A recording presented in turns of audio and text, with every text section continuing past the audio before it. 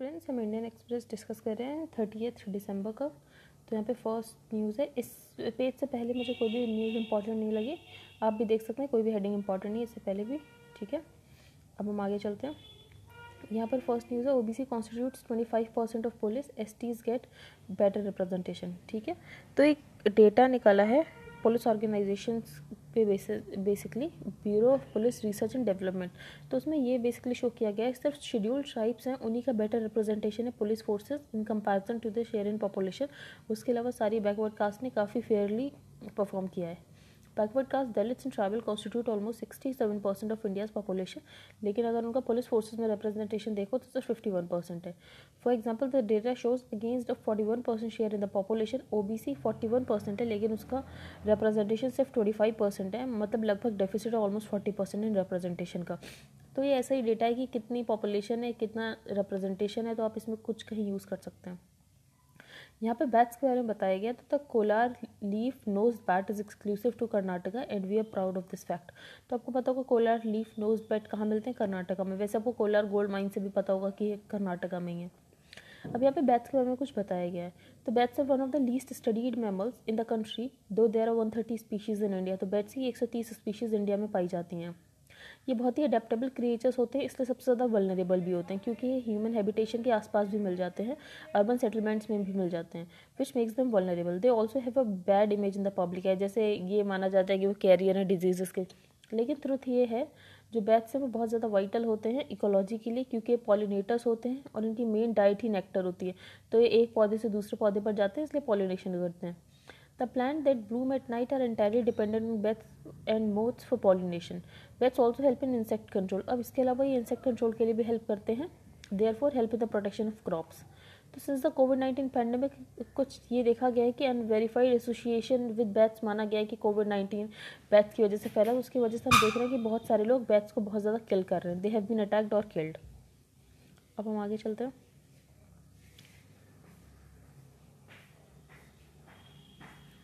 यहाँ पे हम पहला वाला आर्टिकल पढ़ेंगे, सेसेशन ऑफ द सक्सेसफुल। तो मैं आपको काफ़ी दिनों से एक न्यूज़ बता रही हूँ, जैसे इंडियन एक्सप्रेस ने एक इन्वेस्टिगेशन की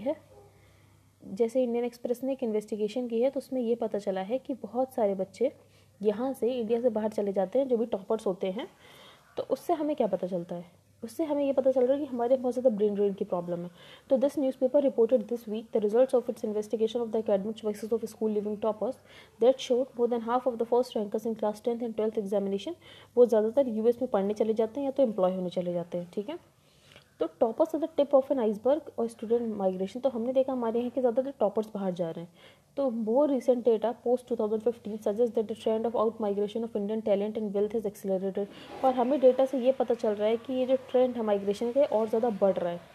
Data collected by this writer from a couple of high-profile private schools in New Delhi show that while around the turn of the century about 20% of the high school students went abroad for graduate studies, और ये number short होकर 50% by 2010 and 70% in 2019। तो ये number कितनी बुरी तरह बढ़ रहा है, आपको पता चल रहा है कि कितने ज़्यादा लोग हमारे यहाँ से जा रहे हैं। जो कि अगर हम आउटवर्ड रेमिटेंस देखें, मतलब ये बच्चे जब जाते हैं तो इनके पेरेंट्स जो फीस वगैरह देते हैं, तो लिबरलाइज रेमिटेंस स्कीम के अंदर वो एक्सपोनेंशियली बढ़ा है ओवर द 5 ईयर्स। $1.3 बिलियन हुआ करता था 2014-15 में, और उसके बाद $18.75 बिलियन हो गया है 2019-20 में।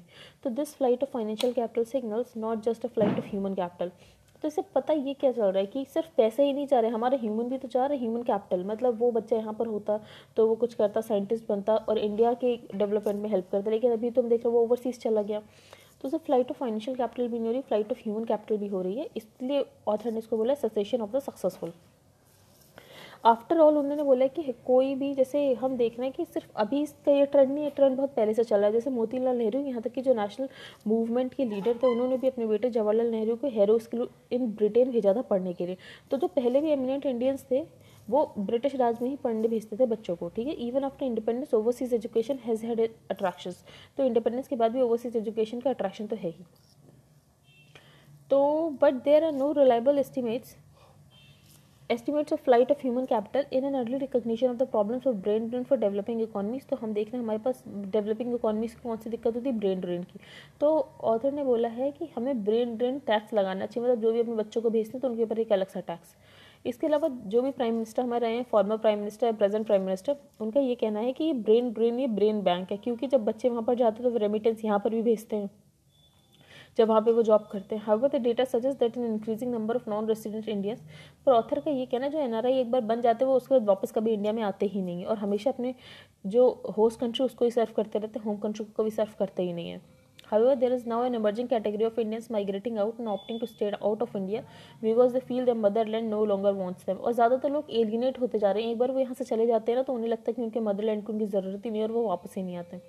और सबसे ज़्यादा ट्रेंड ये है जो इंडिया के सुपर रिच है उन्होंने ये सोचा है कि वो ओवरसीज़ काम करेंगे और वर्क फ्रॉम अब्रॉड। ठीक है, इसकी वजह से हम क्या देख रहे हैं कि हमारे यहाँ अब एम्प्लॉयमेंट भी ओवरसीज़ में ही ज़्यादातर अट्रैक्ट कर रहे हैं। They are quite willing to cheer Modi's plan for India's Atmanirbharta. अभी जो वहाँ पर ओवरसीज़ बिजनेसमैन है वो इंडिया के प्लान को तो चीयर करते हैं, लेकिन साथ ही साथ क्या करते हैं, वो इन्वेस्ट करना कहाँ पसंद करते हैं, जहाँ पर वो रहते हैं, मतलब अपने होस्ट कंट्री में। तो ब्रेन ड्रेन की प्रॉब्लम के बारे में बताया गया। ये आर्टिकल इलेक्ट्रिक व्हीकल के ऊपर है कि इलेक्ट्रिक व्हीकल अब धीरे धीरे ट्रैक्शन दे रहा है, जैसे कि अभी नितिन गडकरी जी ने बताया था कि इलेक्ट्रिक जो टेस्ला है वो 2021 में इंडिया में अपनी जो इलेक्ट्रिक व्हीकल्स लेकर आएगी। इसके अलावा हम देख रहे हैं कि उत्तर प्रदेश में भी बहुत सारी मैन्युफैक्चर कर रही है इलेक्ट्रिक स्कूटर्स एंड बाइक्स। पर हमारे पास दिक्कत क्या है, लिथियम आयन बैटरीज़ की। तो हमें इसके लिए एक ऑल्टरनेटिव देखने की ज़रूरत है, क्योंकि हमारे यहाँ ज़्यादातर लिथियम आयन बैटरीज चाइना से इम्पोर्ट होती है। तो हम देखते हैं ड्यू कॉस्ट of time with more money flowing into research India could emerge as the number 1 manufacturer of electric vehicles, ऐसा उनका बोलना था।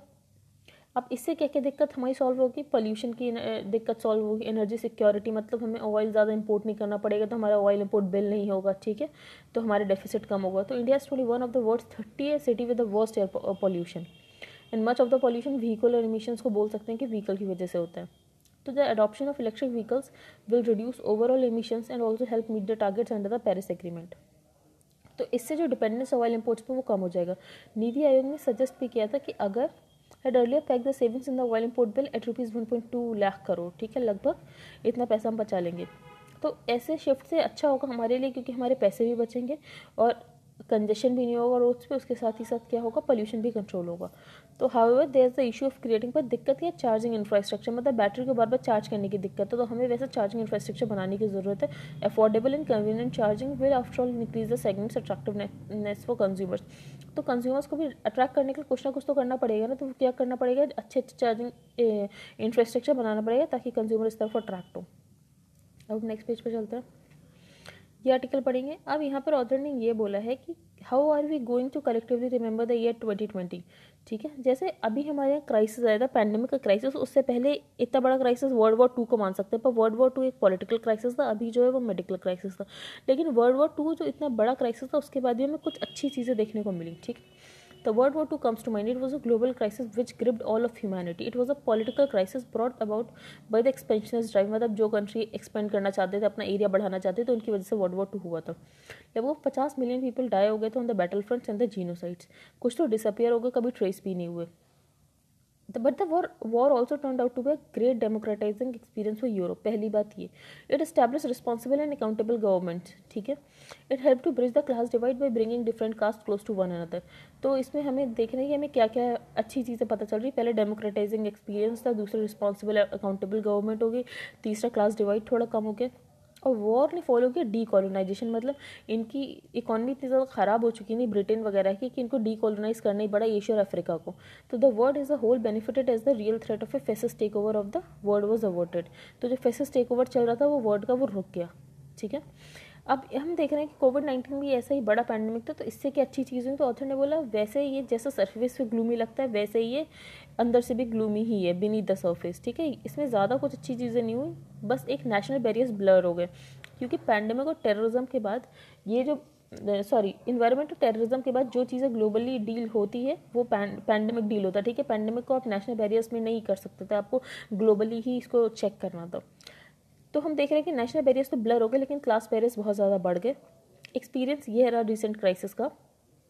Unlike that of the World War has been very different across the class divide in India. For the upper crust of the 10 to 15 million or so of the labor extracting decision-making institution heading elite with secure salaries and accessible resources, the experience of the crisis was nothing more than an inconvenience. ठीक है, तो आपको पता है क्या क्या हुआ। इसके अलावा अगर हम कुछ चीज़ें देखें तो बस यही कुछ चीज़ें सही हुई, जैसे पोल्यूशन कम हो गया, रिवर्स क्लीन हो गई, स्ट्रीट सही होगी, happy jungle in the contented environment, मतलब बस आपको पोल्यूशन सही मिलेगा कि पोल्यूशन की दिक्कत कम हो गई।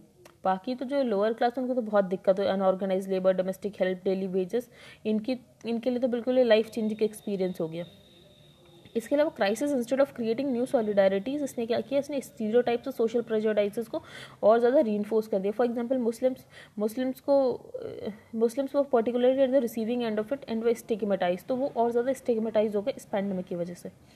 ठीक है, poverty continues to work greatest polluter, तो पैंडमिक ने ज़्यादातर दिक्कतें क्रिएट की, बस एक पोल्यूशन वाली सही चीज़ हुई है कि पोल्यूशन कम हो गया, बाकी सब वैसा का वैसा ही है। यहाँ पर कुछ इंपॉर्टेंट न्यूज़ नहीं है, हम नेक्स्ट पेज पर चलते हैं। ये एक डेडिकेटेड फ्रेट कॉरिडोर बन रहा है, तो prime minister Narendra Modi inaugurated a 351 kilometre section between Khurja and Bhavpur in Uttar Pradesh for commercial operations. तो 2 बन रहे हैं, तो 2, पहला वेस्ट बंगाल से कनेक्ट कर रहा है पंजाब को और दूसरा कर रहा है उत्तर प्रदेश से महाराष्ट्र को। तो the section launched on Tuesday is part of the DFC that starts at Punjab and ends at West Bengal. The other arm is around 1500 जो कि कनेक्ट कर रहा है उत्तर प्रदेश को मुंबई से। ठीक है, अब ये इंपॉर्टेंट क्यों है, around 70% of the freight trains currently running on the Indian railway network are slated to shift the freight corridors leaving the paths open for more passengers train. तो अभी क्या होता है, फ्रेट ट्रेन वो होती है तो जैसे सामान ले जाती है, ठीक है, तो अभी देखा जा रहा है जिस पे पैसेंजर ट्रेन चलती है उस पर एक फ्रेट ट्रेन चलती है, तो दोनों ट्रेन की वजह से चलने से क्या होता है, कंजेशन बहुत ज़्यादा होता है। ठीक है, तो अगर फ्रेट कॉरिडोर अलग बन जाएगा तो ये जो ट्रेन है पैसेंजर ट्रेन, तो उनके लिए स्पेस हो जाएगा और वो अच्छे से चल सकेंगी ज़्यादा स्पीड में। इसके अलावा फ्रेट ट्रेन्स की वजह से अनप्रेडिक्टेबल रनिंग टाइम्स हो जाते हैं और स्पीड कम रहती है उनकी 25 किलोमीटर पर आवर, लेकिन अगर हम उनके लिए अलग से कॉरिडोर बना देंगे तो उनकी स्पीड कम से कम 50 to 60 किलोमीटर पर आवर हो जाएगी। ठीक है, इसके अलावा agriculture produce will get a pan India, अब उसमें अगर एग्रीकल्चर प्रोड्यूस को भेजा जाएगा डेडिकेटेड फ्रेट कॉरिडोर्स में तो उनको पैन इंडिया मार्केट मिलेगी। ठीक है, because of the cheaper and faster dedicated freight corridor. इसके अलावा ये डीकंजेशन में भी हेल्प करेगा। इस पेज पर कुछ भी इंपॉर्टेंट नहीं है, अब हम आगे चलते हैं। यहाँ पर RBI ने बोला है कि लोन को राइट ऑफ करने से, आपको पता है कि लोन राइट ऑफ का मतलब ये होता है कि बेसिकली जो बैंक होता है वो अपने बुक से उन लोन्स को हटा देता है, पर वो लोन्स को वो लेने की कोशिश तब भी करता है, साथ में बस अपनी बुक से हटाने से उसको ये फ़ायदा होता है कि अब उसकी लाइबिलिटी कम हो जाती है, टैक्स लाइबिलिटी। ठीक है, क्योंकि लोन्स तो एसेट की तरह ट्रीट होते हैं, तो अगर एक बार वो बुक से हट जाएंगे तो उसके एसेट्स कम हो जाएंगे, उसको टैक्स भी कम देना पड़ेगा, पर वो अभी भी उसको लेने की कोशिश करता है। तो लोन राइट ऑफ और लोन वेवर में डिफरेंस होता है। तो रिजर्व बैंक ऑफ इंडिया ने ये बोला कि लोन राइट ऑफ करने की वजह से बैंक्स के NPS थोड़े कंट्रोल में आ गए हैं। तो ये बस यही रिपोर्ट थी। I think that's it for today. Thank you and have a nice day. If you like the video then please like, share and subscribe.